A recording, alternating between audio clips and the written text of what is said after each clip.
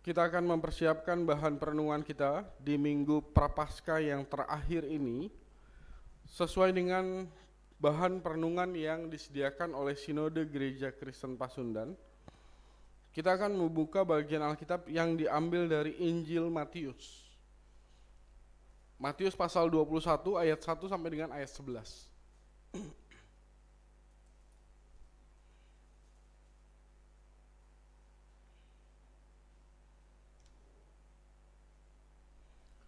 Matius pasal 21 ayat 1 sampai dengan ayat 11.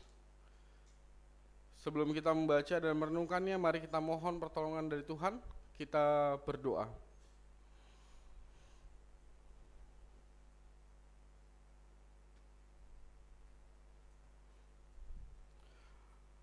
Makin dekat bagi kami untuk menghayati karya penyaliban dan kebangkitan-Mu dalam Jumat Agung dan Paskah nanti, dan di Minggu Prapaskah yang terakhir ini Tuhan, biarlah kami juga boleh belajar dari kebenaran firman-Mu, supaya kami menjadi semakin mengerti tentang apa yang Engkau kehendaki untuk kami lakukan dalam keseharian kami. Pimpin hamba-Mu Tuhan, pimpin kami sekalian, supaya hari ini kami benar-benar bercakap-cakap dengan-Mu sendiri, dan Engkau sendirilah yang mengubahkan kehidupan kami. Ini kami, berfirmanlah, karena kami siap untuk mendengarkan. Dalam Kristus Yesus firman yang hidup, kami berdoa dan bersyukur. Amin.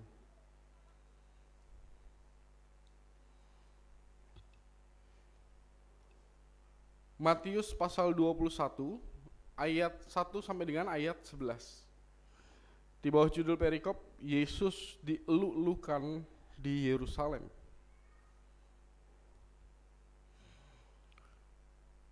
Ketika Yesus dan murid-muridnya telah dekat Yerusalem dan tiba di Betfage yang terletak di Bukit Zaitun, Yesus menyuruh 2 orang muridnya dengan pesan, "Pergilah ke kampung yang di depanmu itu, dan di situ kamu akan segera menemukan seekor keledai betina tertambat dan anaknya ada dekatnya. Lepaskanlah keledai itu dan bawalah keduanya kepadaku.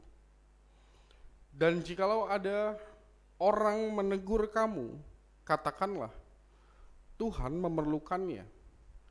Ia akan segera mengembalikannya." Hal itu terjadi supaya genaplah firman yang disampaikan oleh Nabi, "Katakanlah kepada putri Sion, lihat, rajamu datang kepadamu.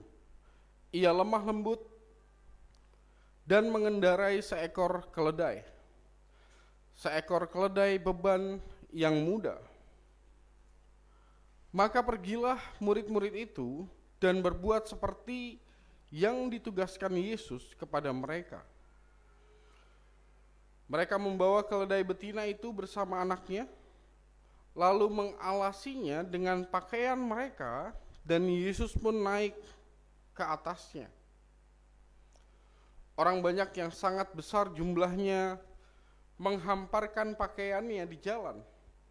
Ada pula yang memotong ranting-ranting dari pohon-pohon dan menyebarkannya di jalan. Dan orang banyak yang berjalan di depan Yesus dan yang mengikutinya dari belakang berseru, katanya, "Hosana bagi anak Daud, diberkatilah dia yang datang dalam nama Tuhan, Hosana di tempat yang maha tinggi."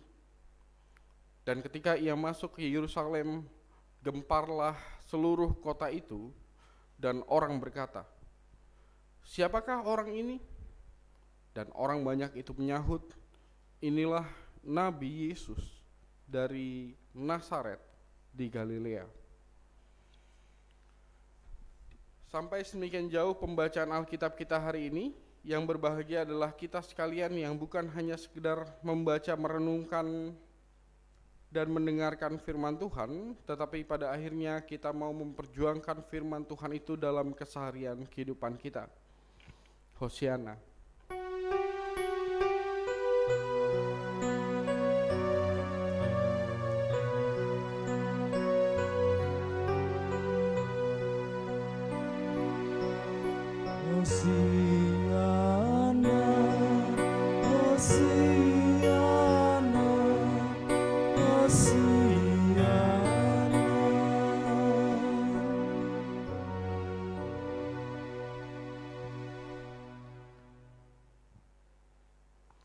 Shalom Bapak Ibu semuanya. Boleh kita melihat tema yang kita mau bahas di hari ini ada di Warta Jemaat. Temanya adalah menyambut Yesus dan keledainya. Suka terbalik-balik ya. Tema renungan kita hari ini agak tricky ya. Tricky maksudnya kadang-kadang suka kita bisa salah memahaminya, jadi agak-agak menjebak. Saya mau menggambarkan dengan satu cerita. Ini kayaknya ceritanya kisah nyata. Saya pernah baca di buku tentang kumpulan ilustrasi. Jadi ceritanya tentang seorang pianis terkenal yang kemudian mengadakan satu konser musik. Ya, konser tunggal musik dia lah. Pianis yang terkenal ini. Dan di tengah-tengah konsernya sedang dilaksanakan, tiba-tiba ada satu anak kecil yang dibawa sama orang tuanya nonton, lalu kemudian anak kecilnya ini lari ke depan gitu ya. Ke depan langsung menghampiri pianonya. Pianonya kebetulannya pianisnya ini lagi ambil minum sejenak, lalu kemudian anaknya langsung duduk di pianonya dan langsung mainin pianonya. Maininnya lagu yang saya baca sih lagunya Twinkle Twinkle Little Star. Pasti dengan nada dasar dong ya, Twinkle Twinkle Little Star. Dan semua penonton takut karena waduh ini kan lagi konser pianis terkenal lagi katanya. Tapi kemudian pianis ini tahu bahwa ada anak kecil yang memainkan piano yang digunakannya, lalu dia menghampiri anak kecil itu di pianonya dan kemudian ternyata pianis ini nggak marah. Pianis ini justru menyuruh anak kecil ini udah main terus. Kamu main, saya juga main. Lalu akhirnya mereka berduet lah di satu piano yang sama, tapi sudah jelas bagian yang paling sulitnya adalah bagian pianis yang bikin konser. Jadi sayangnya nggak ada gambarannya. Saya nyari videonya ada nggak ya? Oh, ternyata nggak ada. Jadi kita bisa menggambarkannya seperti itu gitu ya. Kegambarkan ya. Jadi anak kecil kalau main piano berdua berarti anak kecil di sebelah sini dia main nada dasar Twinkle Twinkle Little Star gitu ya. Dan kemudian pianisnya yang sebelah kirinya kemudian mengisi supaya pada akhirnya lagu yang sederhana yang dimainkan oleh anak kecil ini bisa diubahnya, diiringinya menjadi lagu yang cocok buat ukuran konser pianis terkenal ini. Dan jadilah mereka bermain bersama gitu.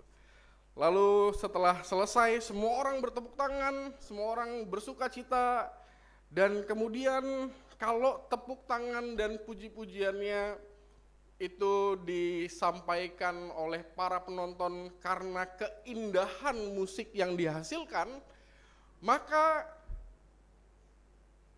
sorak-sorai penontonnya ditujukannya kepada siapa?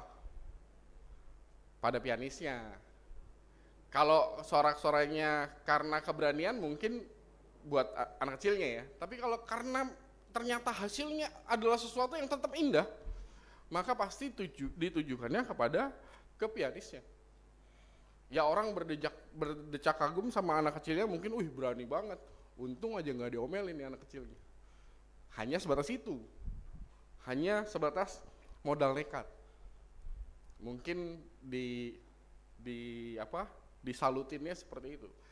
Tapi kalau ukurannya adalah konsernya tetap berhasil, berjalan dengan baik, lagunya tetap dinyanyikan dengan sebaik itu, sebagus itu, maka yang menjadi tujuan dari pujian, sorak-sorai dan tepuk tangan para penontonnya adalah pasti kepada pianisnya, bukan pada anak kecilnya, karena dia cuma main nada dasar doang. Dalam perikop kita, sewaktu dikatakan Yesus masuk ke Yerusalem, menaiki keledai, dan semua orang melakukan sesuatu yang mereka rela hati loh, mereka rela hati.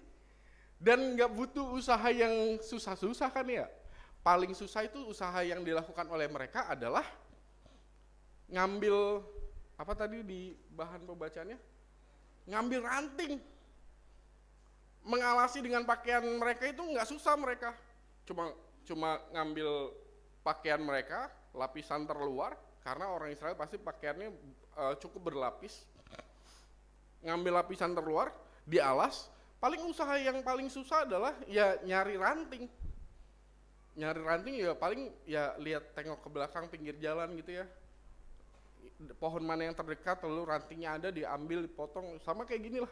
Kira-kira kayak gini. Kenapa kita bawa, ya nggak kita sih ya, tapi beberapa dari antara kita membawa simbol pohon palma ya karena orang-orang memang memetik ranting dan kemudian mengeluh-elukan Yesus dengan cara seperti itu, dan kemudian bukan hanya di begini-beginiin, tapi juga dialasi jalannya supaya Yesus bisa jalan di tempat yang jauh lebih baik daripada sekedar jalan bebatuan. Jangan bayangin jalan seperti jalan raya yang ada di depan itu mah kebagusan. Jalan rayanya orang-orang zaman dulu pasti jalan raya yang masih becek, berbatu, dan sewaktu dialasi maka akan tampak jauh-jauh lebih bagus. Dan itu mereka lakukan dengan rela hati. Dan mereka bersorak-sorai, bersukacita, Hosiana gitu kan ya, Hosiana. Dan kalau kita tanya itu untuk siapa? Jawabannya kita tahu. Jawabannya adalah untuk Yesus. Bukan untuk murid-muridnya, apalagi untuk keledai yang ditunggangi oleh Yesus. Jadi makanya saya bilang temanya agak tricky karena kita bisa salah memahaminya bahwa menyambut Yesus dan keledainya ya karena memang Yesus menggunakan keledai itu untuk masuk ke Yerusalem. Jadi tepuk tangannya sudah jelas untuk Yesus. Dan kita tahu bahwa kenapa Yesus memilih keledai untuk masuk ke Yerusalem adalah salah satu penggenapan dari nas pembimbing yang kita baca tadi ya. Apa tadi? Zakaria 9 ayat 9. Jadi sewaktu orang Israel melihat bahwa oh ada penunggang keledai masuk ke tanah Yerusalem, mereka akan langsung mengingat tentang nubuat mesianik. Ini datanya banyak. Zaman sekarang aja kita masih bisa menemukan. Ya, contohnya di Zakaria 9 ayat 9 tadi ya. Maksud saya menemukan itu di dalam tulisan rabbinik. Di dalam tulisan rabbinik, orang-orang Yahudi sangat menantikan penunggang keledai, bukan penunggang kuda loh. Penunggang keledai masuk ke tanah Yerusalem. Dan itu nubuatan untuk mesianik, Mesias Israel.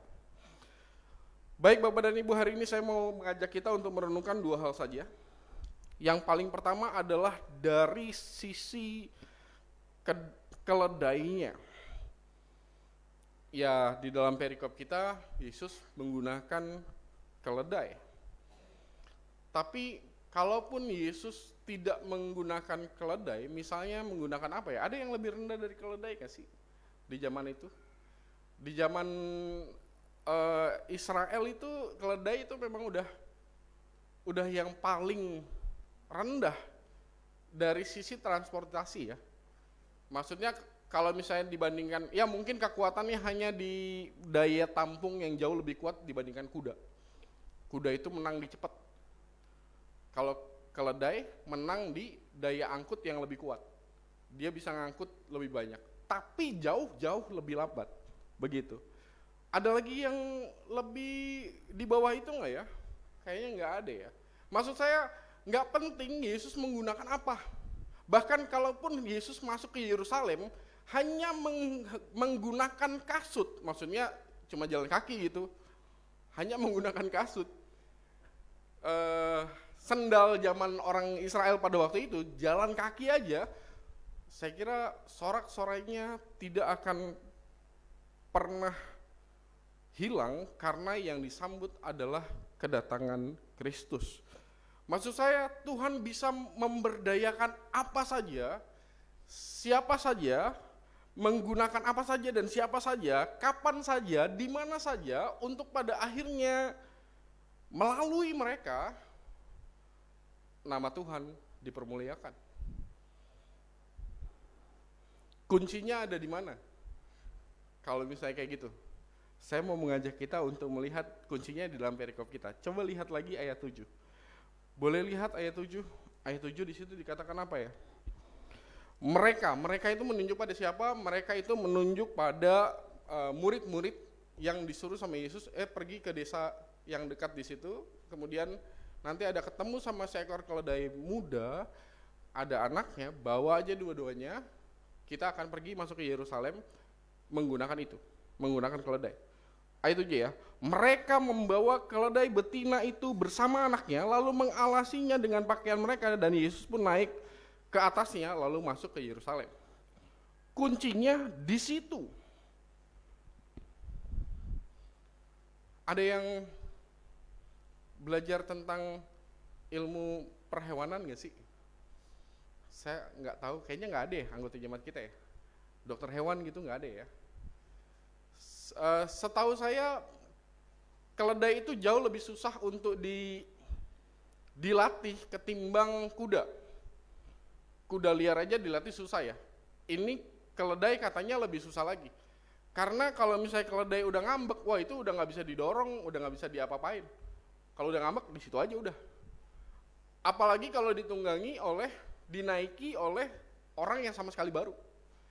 Makanya saya pernah baca juga satu cerita, katanya ada satu dokter hewan, kemudian jadi dulunya dia orang Kristen yang nggak taat, tapi kemudian dia jadi taat karena baca ayat ini.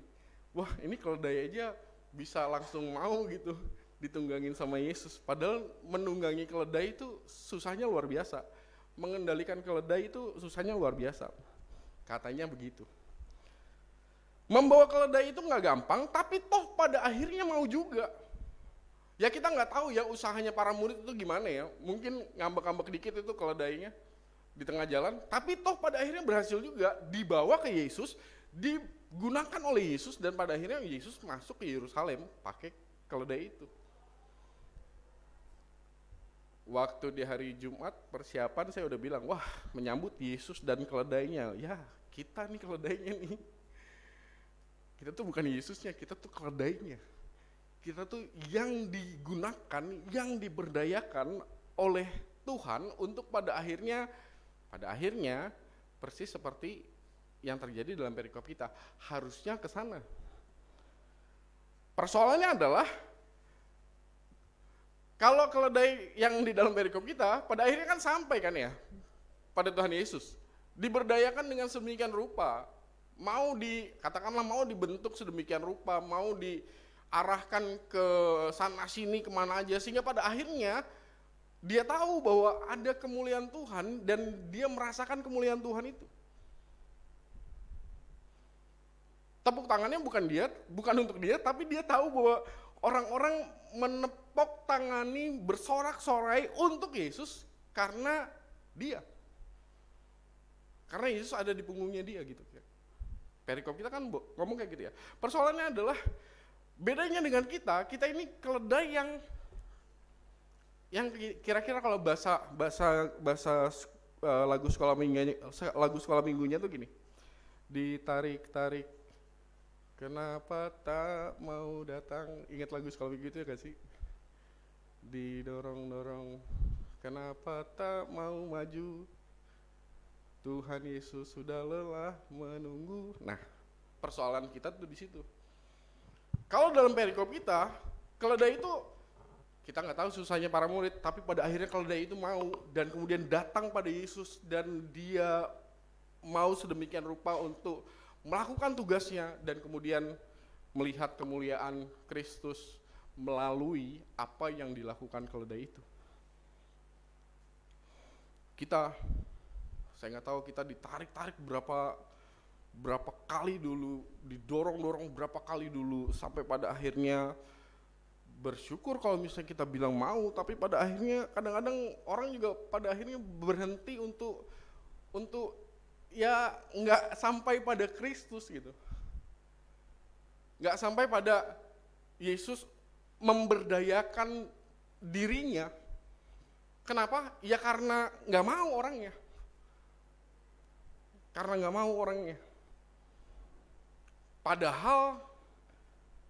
Padahal kita diberikan kesempatan yang sama untuk pada akhirnya bisa merasakan bahwa melalui karyanya Bapak dan Ibu, melalui apa yang dilakukan oleh Bapak dan Ibu, melalui apa yang dilakukan oleh saya, melalui apa yang kita lakukan bersama-sama dalam kebersamaan kita, di situ kita bisa melihat bagaimana Tuhan mempermuliakan dirinya melalui kehadiran Bapak dan Ibu.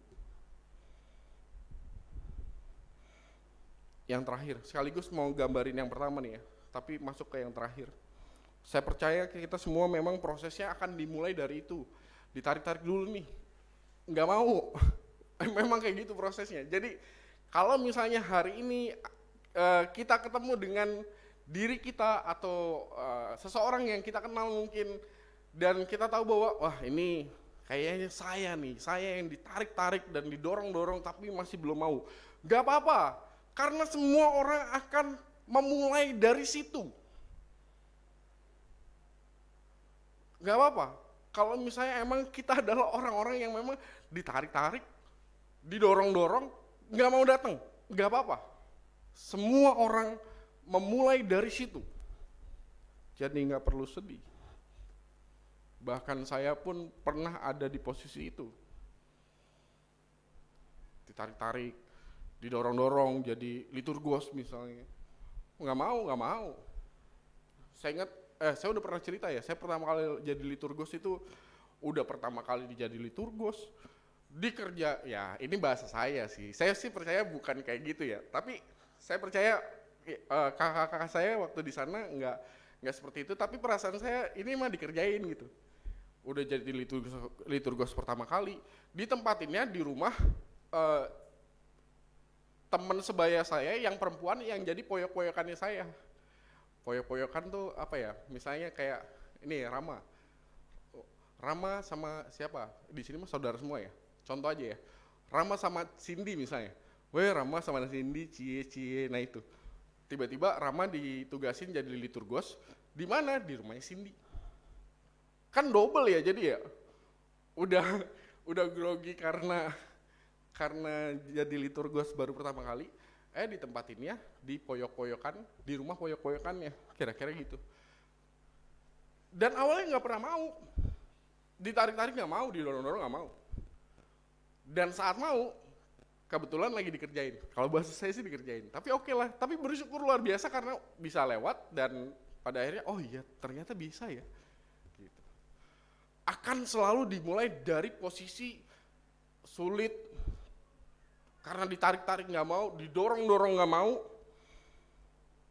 akhirnya pada akhirnya mau, walaupun mungkin maunya itu bukan mau dengan kerelaan hati yang sedemikian rupa ya, pada awalnya. Dan Bapak Ibu nggak usah khawatir karena semua orang mengalami hal itu. Kalau ditarik-tarik nggak mau, didorong-dorong nggak mau, pas ditarik dan didorong pada akhirnya mau maju, dan mulai dengan rasa terpaksa nih, udah mau, bagus kan ya, udah mau ya, tapi masih dengan seberat hati itu, dengan rasa, aduh, ini mah karena nggak ada orang lain aja nih, saya terpaksa. Pasti kita ada di posisi itu pernah, dan tidak apa-apa, yang penting maju gitu, yang penting maju. Akhirnya mau, walaupun terpaksa. Pelayanan sekali, pelayanan 2 kali, bekerja bersama-sama dengan Tuhan, dan di satu titik kemudian beberapa waktu kemudian kita akan menemukan sukacitanya pelayanan itu di mana. Jadi perjalanannya pasti gitu tuh. Pertama-tama nggak bakal mau. Akhirnya mau walaupun masih terpaksa. Tapi kemudian pada akhirnya kita menemukan, ternyata saya kok bisa ya melakukan hal ini. Ya contohnya tadi saya, liturgos. Emangnya Bapak dan Ibu kebayang, saya berpikir, Bapak dan Ibu emang berpikir bahwa saya kebayang jadi pendeta sekarang umur saya 40 tahun, setahun ini. Apakah 25 tahun yang lalu saya ngebayang diri saya jadi pendeta? Sama sekali nggak kebayang. Nggak berani juga ngebayangin. Walaupun emang benar sih papa pendeta atau eyang saya pendeta. Ada garis keluarga pendeta yang cukup kental, tapi sama sekali nggak pernah berani untuk ngebayangin untuk jadi pendeta. Kenapa? Karena ukuran itu aja. Jadi liturgos aja nggak berani saya. Tapi kemudian sewaktu akhirnya walaupun terpaksa dan kemudian maju dan kemudian bisa ternyata jadi liturgos. Bisa untuk berdoa di depan umum, padahal berdoa di rumahnya nggak pernah berani misalnya. Sekali kesempatan kita dikasih kesempatan dan kemudian kita mempersiapkan, pakai contekan pun nggak apa-apa, ternyata bisa.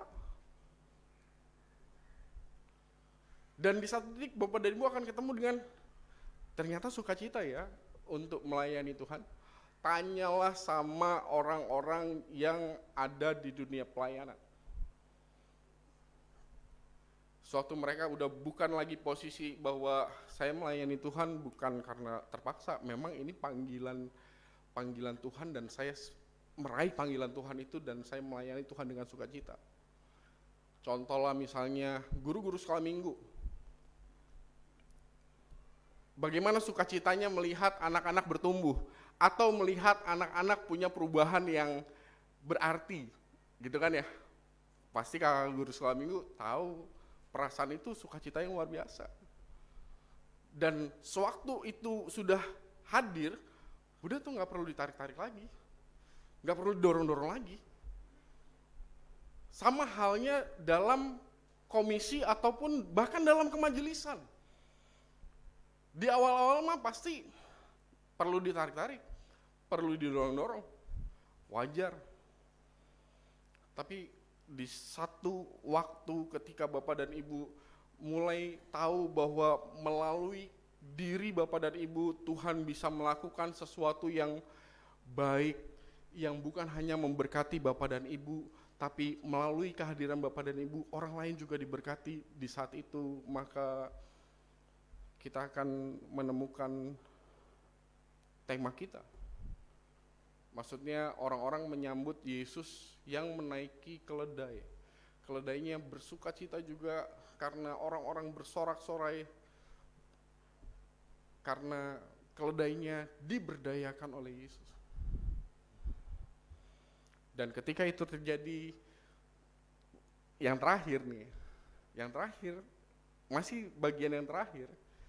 Dan ketika kita sudah tahu bahwa Tuhan terima kasih karena Tuhan memberikan kesempatanku untuk melakukan ini dan aku bersuka cita karena ini. Kan bahkan prinsip kerja aja kan kayak gitu ya. Orang-orang kalau misalnya Bapak dan Ibu nonton tentang apa sih istilahnya? Dunia kerja, motivator dunia kerja tuh, carilah sesuatu pekerjaan yang sewaktu kita mengerjakan hal itu, kita menganggap itu sebagai sesuatu yang memang kita menyukai hal itu, mencintai hal itu, dan bahkan kasarnya, kalau misalnya dunia kerja, nggak dibayar pun nggak apa-apa. Melakukan sesuatu karena kita mencintai melakukan itu. Kan katanya rumus kerjaan gimana caranya kita bisa pada akhirnya bisa bekerja dan menuai hasil yang baik, kan salah satu rumusnya kayak gitu. Bukan bekerja dengan keterpaksaan hati, tapi bekerja karena memang saya tahu istilahnya passion saya di sini, ya kan? Bukan karena terpaksa nih, tapi saya memang mau memperjuangkan apa yang saya suka.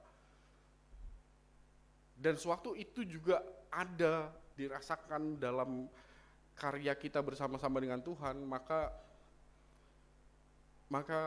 Bapak dan Ibu kita semua akan jauh lebih mudah untuk merasakan bahwa oh ternyata karya Tuhan dalam mengubahkan kehidupan kita tuh ada di sini, ada di sini, ada di sini, dan melalui kehidupan kita Tuhan juga mengubah kehidupan anak-anak sekolah minggu yang ini, dan aku sukacita, bersyukur luar biasa karena hal itu.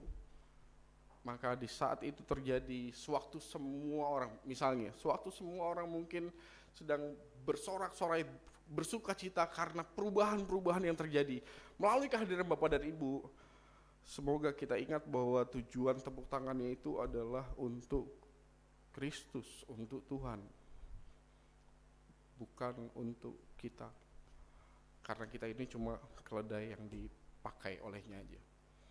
Tuhan menolong, Tuhan berkati, amin.